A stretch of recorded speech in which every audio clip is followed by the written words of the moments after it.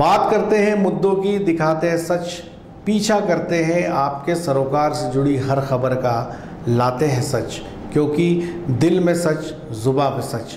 नमस्कार, मैं हूं मुस्तफ़ा हुसैन और हम मौजूद हैं वॉइस ऑफ एमपी के न्यूज़ रूम में एक नए मुद्दे के साथ। और आज का जो मुद्दा है वो है राजा और महाराजा। राजा यानी Digvijaya Singh, former chief minister Madhya Pradesh, और महाराजा ज्योतिरादित्य सिंधिया। ये दो प्रमुख कैरेक्टर हैं जिन्होंने इस मध्य प्रदेश की सियासत को हिला के रख दिया। मध्य प्रदेश की कमलनाथ सरकार आज जिस स्थिति में है उसके पीछे ये दो प्रमुख वजह मानी जा रही है।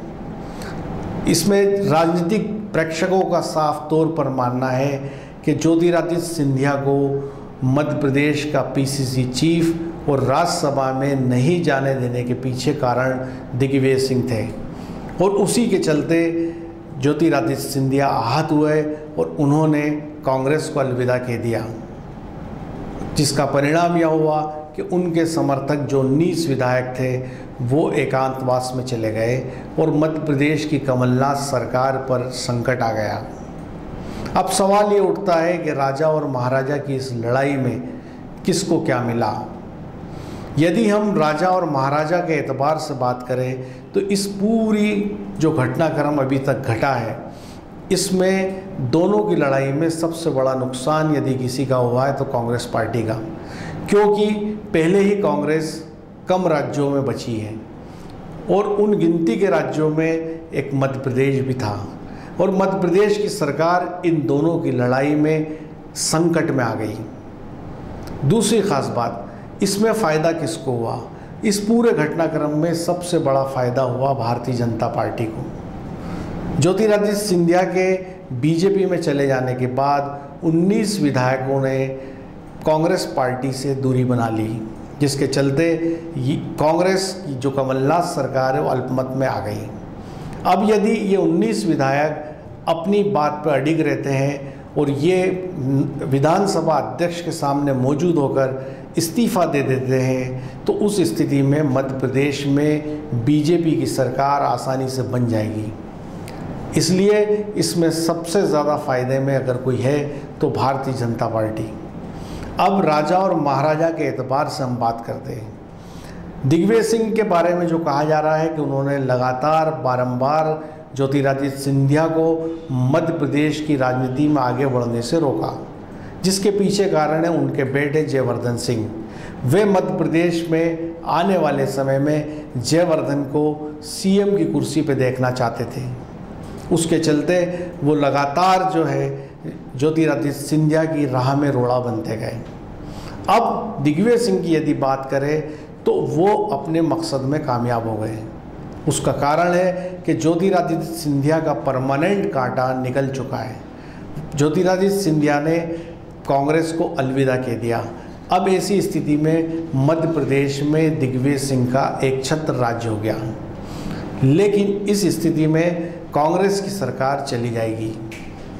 आने वाले समय में वे क्या करेंगे वो अलग बात है, लेकिन फ़िलहाल यदि देखा जाए तो उन्होंने ज्योतिरादित्य सिंधिया को बाहर का रास्ता देखने पर मजबूर कर दिया, लेकिन सरकार खोना पड़ सकती है।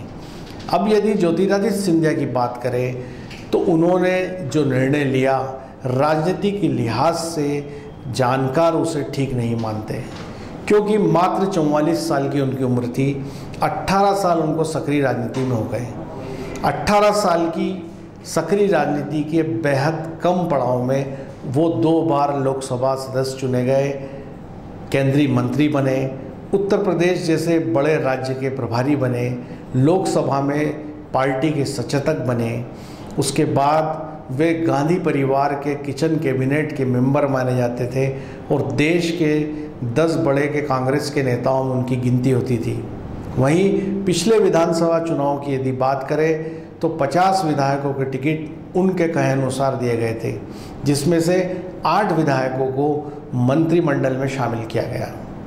तो 18 साल की महज कम इतने समय में उनको इतनी उपलब्धियां मिली। चूँकि उनकी उम्र मात्र 44 साल थी तो जीवन में आगे उनके पास सारे ऑप्शन और रास्ते खुले थे। इस समय यदि कमलनाथ की बात करें तो वे करीब 78 साल के हो चुके हैं और दिग्विजय सिंह की बात करें तो 80 साल के। तो जाहिर सी बात है कि ये दोनों राजनीति में और ज़्यादा लंबा चलने की स्थिति में नहीं है। ऐसी स्थिति में आने वाला कल ज्योतिरादित्य सिंधिया का था और फिर सिंधिया आज जिस मुकाम पे हैं, जैसा कि सोशल मीडिया बताता है कि उनका परिवार 40,000 करोड़ की संपत्ति का मालिक है। दूसरा, सिंधिया राजनीति में एक ब्रांड हो चुके हैं। वे मंत्री रहे या ना रहे, वे राज्यसभा में जाए या ना जाए, वे मध्य प्रदेश में जहाँ भी जाएंगे 10-20 हज़ार लोग उनके पीछे आसानी से जुट जाते हैं। तो इतना बड़ा नाम और ब्रांड होने के बाद राज्यसभा का पद और मंत्री की कुर्सी उनके नाम के आगे कोई ख़ास महत्व नहीं रखती। ऐसे में उन्होंने केवल इतनी सी बात को लेकर कांग्रेस पार्टी को अलविदा कह दिया। भारतीय जनता पार्टी आज महाराज सिंधिया को पलक पावड़े बिछाकर गले ज़रूर लगा रही है, क्योंकि उसको दिख रहा है कि सामने मध्य प्रदेश में उनकी सरकार बनने वाली है। बीजेपी एक के बाद एक कई राज्यों में सरकार खो चुकी है। ऐसे में वो चाहती है कि मध्य प्रदेश में उसकी सरकार बने। तो क्या आज अगर ये सरकार बन भी गई तो कल ज्योतिरादित्य सिंधिया का वो मान बीजेपी में रहेगा? बीजेपी कार्डर बेस पार्टी है, इसमें कोई भी पद नीचे से एनओसी लिए बगैर नहीं मिलता। काफ़ी स्क्रूटनी के बाद आदमी उस मुकाम पे जाता है। सिंधिया मध्य प्रदेश में कांग्रेस के जब थे तब वे कांग्रेस की सरकार के खिलाफ खुलेआम बोलते थे, लेकिन क्या बीजेपी में इस बात की इजाज़त है? यदि गांधी भवन की बात करें, ज़िला कांग्रेस कार्यालय की, तो वहाँ खड़ा कांग्रेस का कोई भी कार्यकर्ता ज़ोर ज़ोर से राहुल गांधी को ललकार सकता है, लेकिन तपोभूमि में किसी बीजेपी कार्यकर्ता की ये मजाल नहीं है कि वे अपने ज़िला अध्यक्ष तक को कुछ कह सकें, क्योंकि कार्डर का यही नियम है।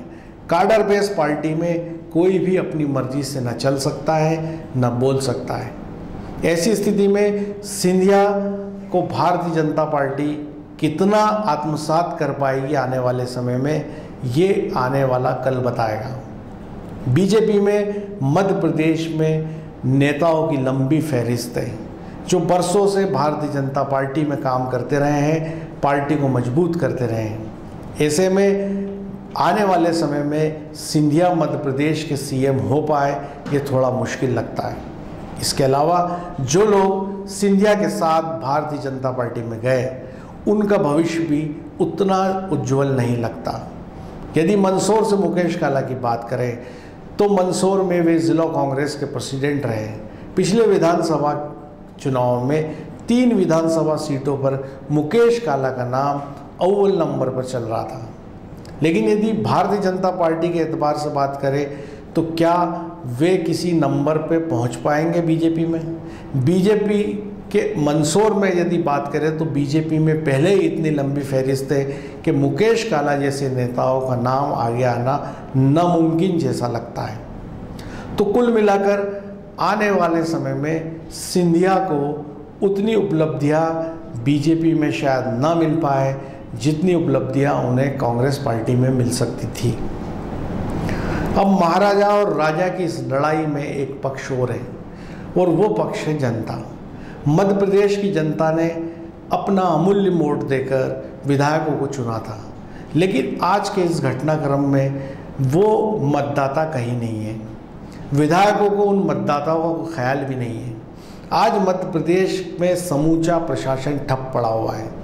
सारे एडमिनिस्ट्रेशन के अधिकारी इस इंतज़ार में बैठे हैं कि ऊँट किस करवट बैठेगा।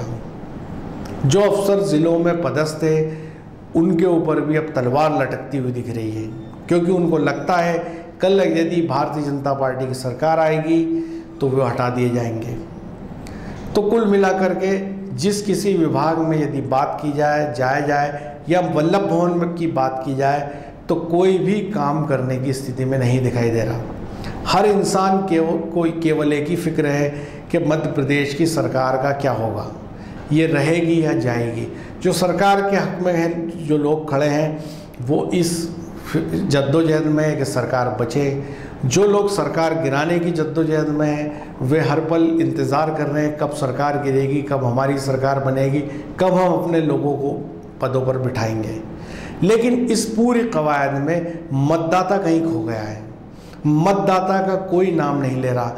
जितने भी लोग इस बैटल फील्ड में हैं, जो राजनीति की सियासत की इस जंग को लड़ रहे हैं, वे भूल चुके हैं कि मतदाता भी इसकी एक अहम कड़ी है, जिसको हम कई वादे दिलासे देकर सरकार में पहुंचे थे।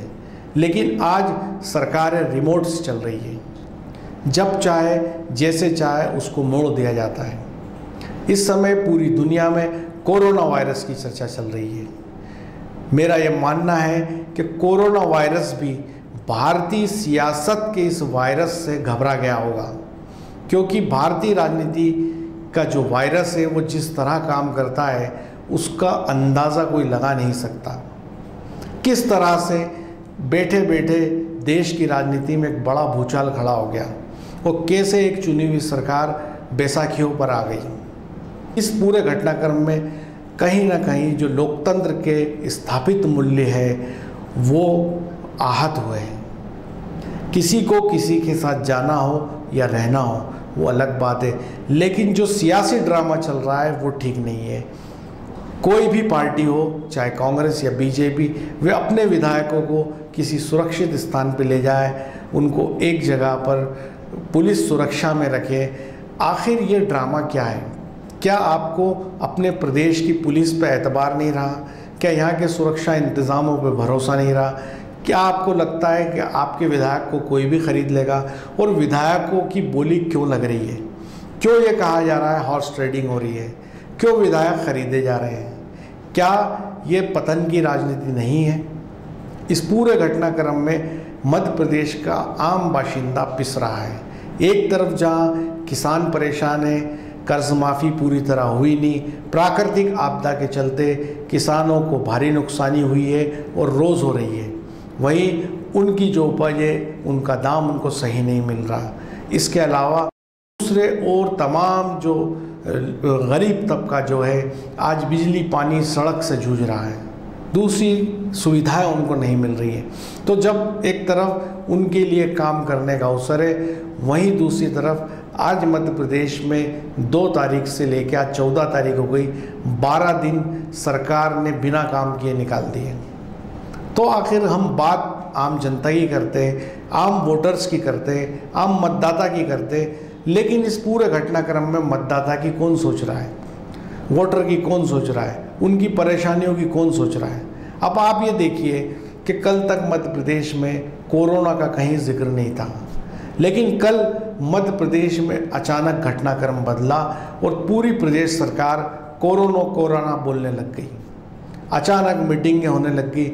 नए बने हेल्थ मिनिस्टर तरुण भनोट ने स्वास्थ्य अमले की मीटिंग बुलाई। पूरे प्रदेश के अंदर सिनेमाघर, स्कूल और तमाम बंद करने के आदेश आ गए। कोरोना को लेके धारा 144 लगा दी गई। सारा महकमा हाई अलर्ट पे आ गया। तो अचानक सरकार को कोरोना वायरस की याद क्यों आई? उन्होंने विधानसभा सत्र को आगे ले जाने की भी मांग की। तो कुल मिला के उसके सार में जानकार यही बता रहे हैं कि जो विधायक मध्य प्रदेश से बाहर गए हुए हैं उन 19 विधायकों को किसी भी प्रकार कांग्रेस अपने टच में लाना चाहती है, उनको अपने पाले में लाना चाहती है। इसलिए पूरे प्रदेश में कोरोना का हुआ खड़ा कर दिया गया। तो कुल मिलाकर सियासत कैसे कैसे रंग बदलती है, कैसे कैसी चालें चलती है। चाहे वो कोई सा भी राजनीतिक दल हो, सत्ता पाने के लिए वो किसी भी हद तक चले जाते हैं, लेकिन सत्ता की इस भूख में, सत्ता की इस दौड़ में आम वोटर्स की किसी को कोई फिक्र नहीं है, किसी को कोई चिंता नहीं है। तो राजा और महाराजा के ईगो से जो लड़ाई शुरू हुई उसने मध्य प्रदेश की 7.5 करोड़ जनता को खतरे में डाल दिया। उनके हज़ारों लाखों घंटे बर्बाद हो गए, प्रशासन ठप हो गया, किसी भी प्रकार का कोई काम शासकीय दफ्तरों में नहीं हो रहा है। और यह संकट कब तक चलेगा और इसका पटाक्षेप कैसे होगा ये अभी किसी को पता नहीं है, क्योंकि एक तरफ जहां भारतीय जनता पार्टी और उसके नेता सरकार में बैठने को आतुर हैं, तो वही दूसरी ओर मुख्यमंत्री कमलनाथ किसी भी सूरत में सरकार छोड़ने को राजी नहीं। उनके जो इरादे हैं उससे लगता है कि वो आखिरी सांस तक किला लड़ाएंगे, लेकिन पार्टियों की इस खेमेबंदी और इस लड़ाई में आम वोटर कहीं खो गया है। उसकी चिंता किसी भी राजनीतिक दल को नहीं है, वो किस तरह परेशान हो रहा है। मेरे सहयोगी शादाब के साथ मुस्तफ़ा हुसैन।